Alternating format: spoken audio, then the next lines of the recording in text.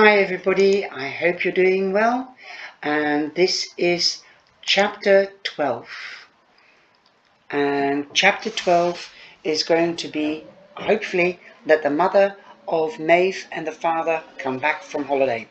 We'll see. Let's carry on.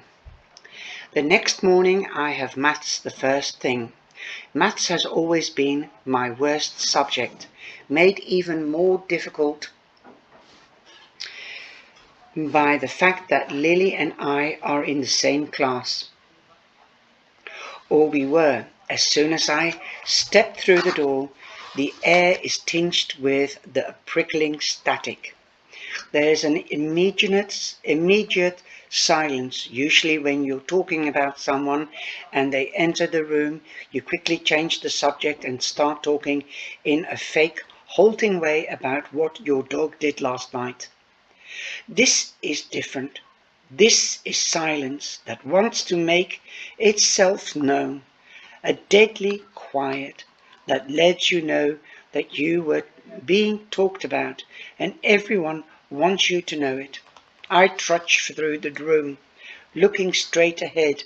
I don't allow myself to blink, terrified my eyelid will push a stray tear out of my eye and let it roll down my cheek, providing my terror, providing my guilt.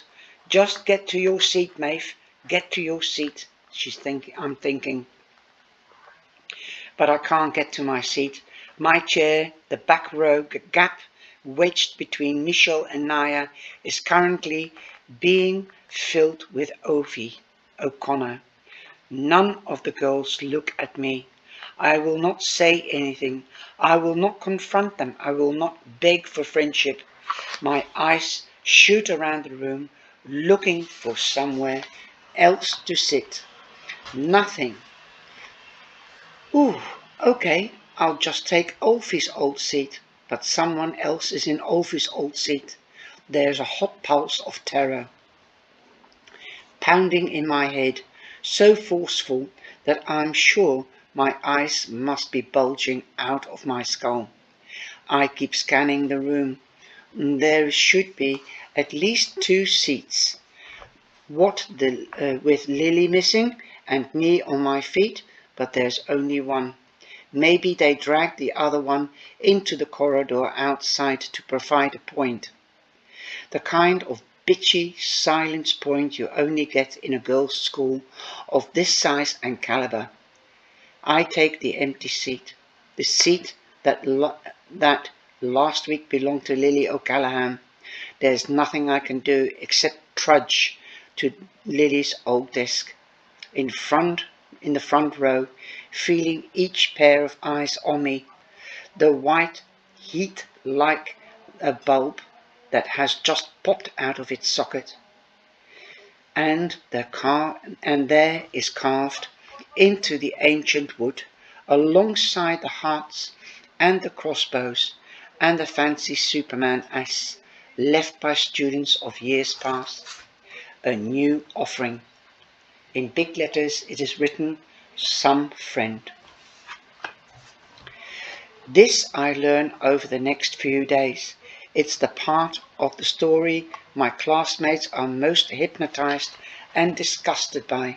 Not just that Lily is missing, not just the tarot cards, but the fact that Lily has been my best friend, that I had ditched her, then bullied her, wished she would disappear in the front of everyone, and now, as far as anyone could tell, she has either killed herself or run so far from the city that she might as well be dead. No one actually says this to me, of course, but I catch snatches of conversation as I pass girls in the hallway. Her best friend. Well, I never saw them together. Becca went to their primary school and their mums. Their mums are still friends. Did you hear what she said to her friend? Her best friend? She's always been a bit of a bitch, of course, but once she started getting a bit of attention for the witchy shit, she got really nasty. Her best friend. One day after school, back to lunch, I noticed a gang of fifth-year girls crowded around my bag. I leaped on it, baring my teeth at them like a dog. "What were you doing?" I snapped quickly. They were filling the pockets with something smelly, like mouldy fruit or tuna. "Nothing," a pink-eyed 12-year-old says, stuttering the entire time. We were just daring each other." "Daring each other to do what?" To touch your bag."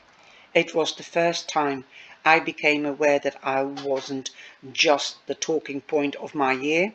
The whole school was in on this. I had become a legend. Miss Harris asked me to be extra nice to the younger girls. One was apparently afraid to come to school, but the younger girls I can handle. It's the ones my age and above that are most worrying.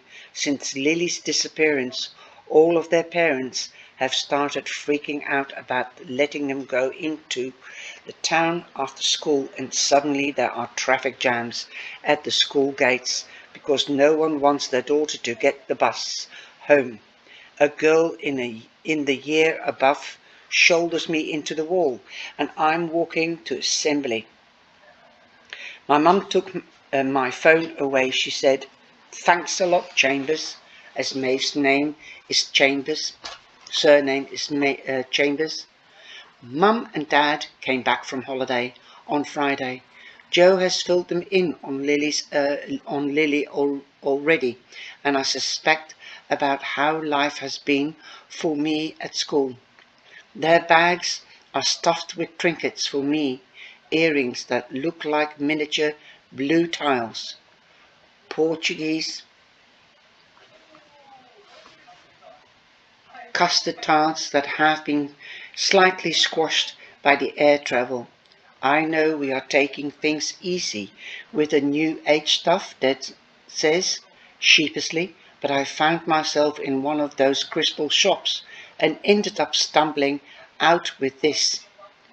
He extracted a long golden thread with a hard black pendant on the edge of it, accompanied with a single red bead. She told me it was a protection charm, she says, Abba, or Jet, but I liked Abba.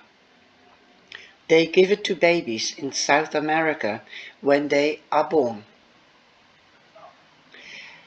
Helps ward off evil eyes. Thanks, Dad, I say, smiling, weakly imagining trying to make conversation with a crystal seller in enough to make my heart glow with sense of hope. My parents are home. Things have to get better, don't they? Well, we'll see. He drapes the necklace over my head, and the stone lands in the center of my chest, settling at my breastbone. I run my finger over the smooth black stone. The shape and the size of the thumbprint, and immediately think of Rue, Maeve's brother. Talk eventually turns to the O'Callaghan's, about the O'Callaghan's. Mum already texted Lily's mum from Portugal. Have you spoken to her? I asked hopefully. No, she says sagely. You don't phone at any time like this, especially if you're not family. You need to give people space, but let them know you are there. The family needs grace, Dad says, shaking his hand. The family, Mum says, standing up to take out our biggest frying pan, needs lasagna. I help Mum make the lasagna all night. I grate the cheese, chop the garlic, run to the shop to get the big pasta sheets. In the morning she drives me to school in the car, and we hit the O'Callaghan's house on the way. The shortness of the trip, just 3 straight streets, 2 left turns, and you are there. in a nauseating reminder of just how often I used to make this journey.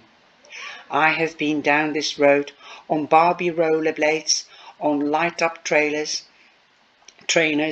on the sunshine yellow bicycle I begged for that was stolen 2 months later. We parked the car outside the semi-detached house, identical to every other house on the road, except for the fact that I spent half of my childhood inside it. I hold the 2 tin-foil covered lasagnas, 1 meat, 1 vegetarian, in my lap. Right, she says. Pen, notepaper. I rip out a page of my spiral ring notebook and handed her my best pen. She scribbles something about reheating on 180 degrees, adding that she's on call for anything they need. She signs off with love always, Nora Chambers, and then takes a long look at me, sitting low in the passenger seat. And Maeve, she writes. And that was chapter 12. I hope you enjoyed that. It's getting exciting, isn't it? Although it is more like a teenager book, but it learns us not to bully, but to stand by people and help people and treat people the way we would like to be treated. I hope you've enjoyed today's chapter. Take care.